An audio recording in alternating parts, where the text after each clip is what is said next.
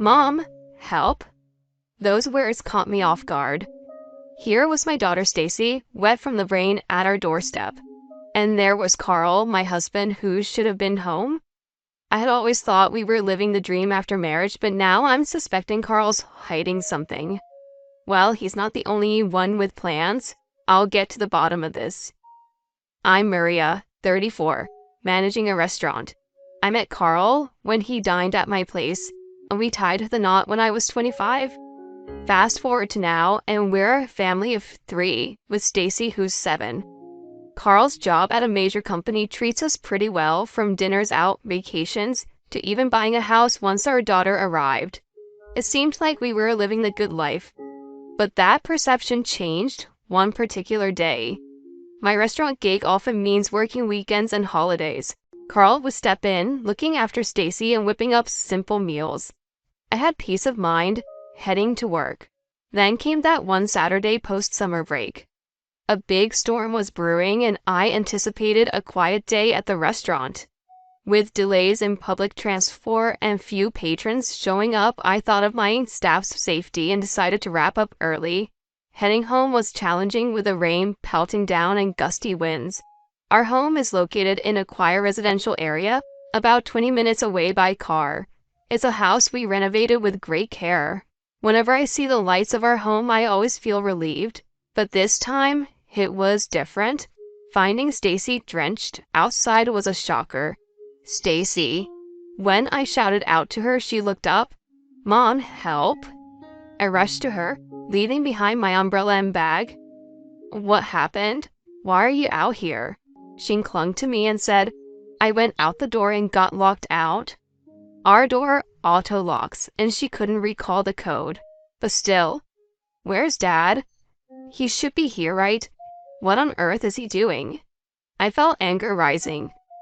After eating lunch, I got sleepy and took a nap. When I woke up, Dad was gone. I thought he might be outside, so I stepped out, but the door locked behind me. What's going on? First things first, I got Stacy cleaned up and both of us warmed up with cocoa. Carl was still MIA. His shoes weren't at the entrance, so he's probably out. Did Dad say he was going somewhere? No, he didn't say anything. He was just gone when I woke up. This is taking too long for just a shopping trip. I called his cell. Hello? What? Surprisingly, he answered immediately. Holding back my frustration, I calmly asked, Where are you right now? Huh? Where? I'm at home with Stacy. Why? His response left me momentarily confused. He was definitely not telling the truth. But why? Is there something he's not sharing? What happened? Did something come up? I really wanted to ask him that very question, but I held back and instead said, I might be running late today. Is Stacy doing okay? She was sleeping when I checked. Yeah, she's good. I've got everything under control. Something felt off. I made up my mind. Okay, thanks for looking out for her. Alright, take care. I opted to take Stacy to my mother-in-law Karen's house. It's just a short walk from ours. We often rely on her, especially since my own family is far away. She's been living alone since her husband passed a few years back and always enjoys our visits. With my husband at work and Stacy out of school, Karen's been our go-to for childcare, especially this summer. Despite my impromptu call, she kindly offered to whip up dinner. Karen's years working at a diner made her a fabulous cook. I've always been a fan, especially as a fellow restaurant worker. The storm has subsided by the time Stacy and I headed out. Upon our arrival, Karen jumped right in. Maria, what's going on? What happened? I was momentarily taken aback. Huh? I first thought she was referencing the earlier events, but she seemed to hint at something else. Carl popped by earlier in a hurry, asking to borrow money. What? He said it was urgent that he'd fill me in later, then dashed off. He did? You and Stacy are okay, right? We're both fine. Were you aware he needed money? I had no clue. How much did he borrow? I gave him $3,400. $3,400? That's a significant amount. I know he has savings. What could have gone wrong?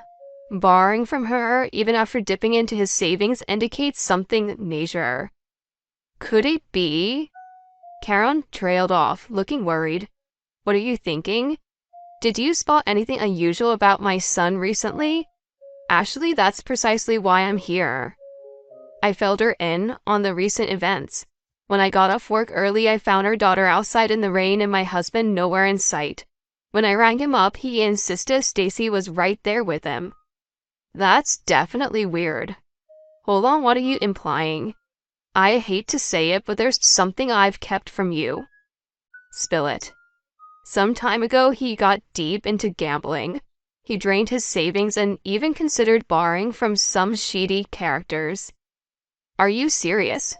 This was the first time I was hearing about any gambling since our wedding. I had always seen him as someone who'd steer clear of trouble, so I fully trusted him. Once he met you, he seemed to have put aside his gambling issues and saved diligently for your marriage. I believe that settling down and having Stacy changed him. But lately, he's been dropping Stacy here on weekends, claiming he's swamped at work. That's starting to make more sense now. Hold on, what are you saying? Carl usually enjoys his weekends off. I always assumed that when I was at work, Stacy was at home with him. You didn't know? He's dropped her off here quite a bit recently, saying work's been crazy.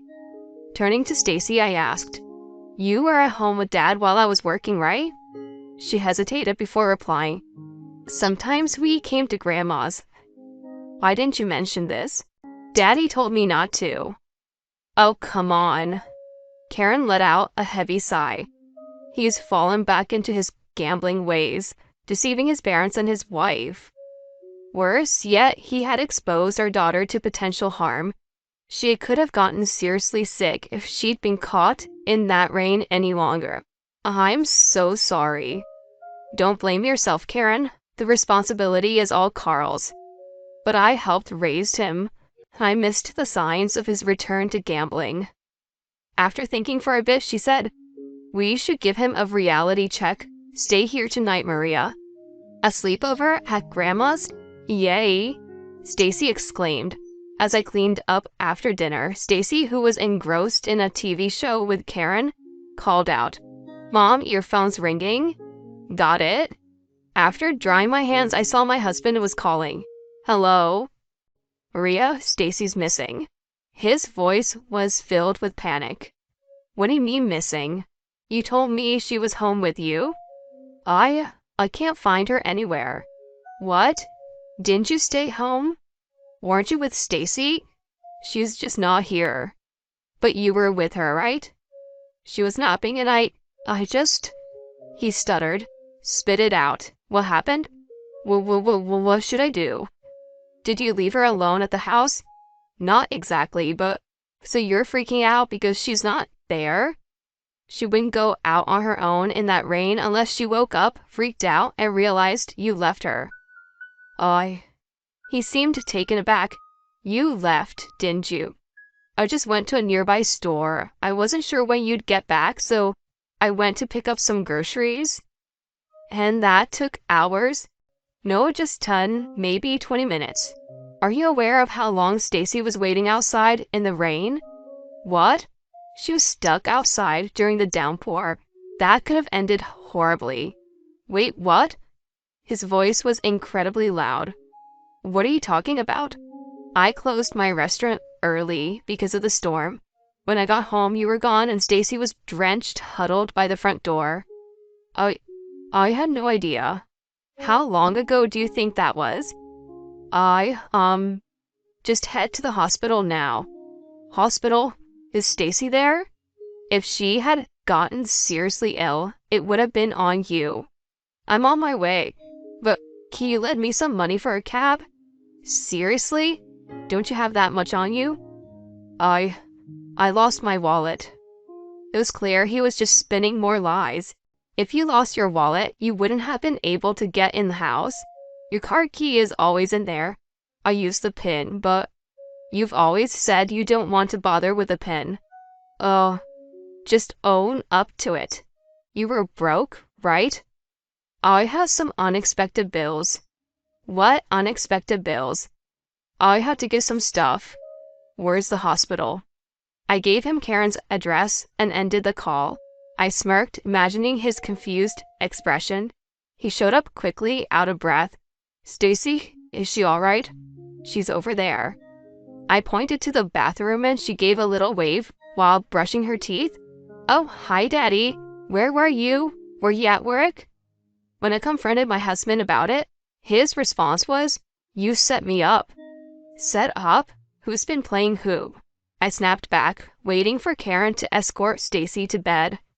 "When did you even start?" "Start what? Gambling?" Lying will help you now." "Fine, so what if I did?" "You think this is okay? Spending our savings, lying to your own mother to borrow money? Can you even pay her back?" He then suddenly snapped. "What's the big deal?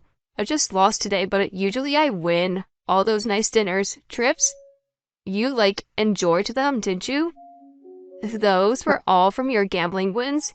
Yeah, you benefited too. I don't see why you're so upset now. So you've been doing this for years now. All these years of lies. I just didn't think I needed to tell you. I wouldn't mind if you had a hobby outside of work, but gambling to the point where you lie, borrow money, and put our child in danger, that's unacceptable." His dismissive attitude frustrated me even more. As we continued our argument, Karen handed him a document. "Carl, sign this." "What?" His face went white. Are we really taking divorce over a little gambling? I had filled them out earlier. She could have died, but she just got wet from the rain. But if Maria hadn't come home, she could have been out there for hours. Do you get that? I didn't think she'd be outside. The problem is you left the house for hours while she was asleep. I didn't mean to. If you can't look out for our child, maybe it's best if you split up with Maria." "What?" While he muttered something, Karen firmly handed him the divorce papers to sign. "This is how it'll be. I keep the papers and you're not coming home until every penny is paid back." "What the?" "If you can't pay up, these papers are getting filed." All right, just hold off on that. The ball's at your court and it's up to Maria and Stacy to decide if they can forgive you. Having your support meant the world to me. My husband was clearly distressed, and I figured out it wasn't just a $3,400 debt to his mom that weighed him down. Turns out he owed big to friends and other acquaintances. That debt kept him swamped at work and away from the gambling tables, especially under Karen's watchful gaze. Meanwhile, Stacy and I thrived without him around.